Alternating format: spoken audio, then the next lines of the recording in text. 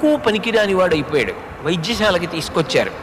వైద్యులు అన్నారు, ఈయన కనురెప్ప వెయ్యగలడు, కనురెప్ప ఎత్తగలడు, ఇంకేమీ చేయలేడు. ఆయన ఊపిరి కూడా ఆయన తీయలేడు. ఆయన ఊపిరి తీసుకోలేడు కనుక ఆయనకి ప్రాణవాయువుని కృతకంగా ఇవ్వాలి.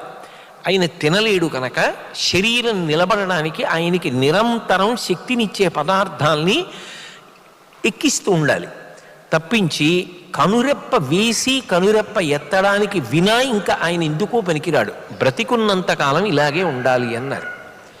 అది ఆయనకి వినపడుతోంది ఆ మోరిస్ గుడ్మ్యాన్కి. ఆయన మనసులో తీవ్రమైన సంకల్పం చేశాడు. డాక్టర్లు నేను బ్రతికున్నంతకాలం ఇలాగే ఉంటానని అంటున్నారు. నేను అధైర్యపడను, నేను సాధిస్తాను.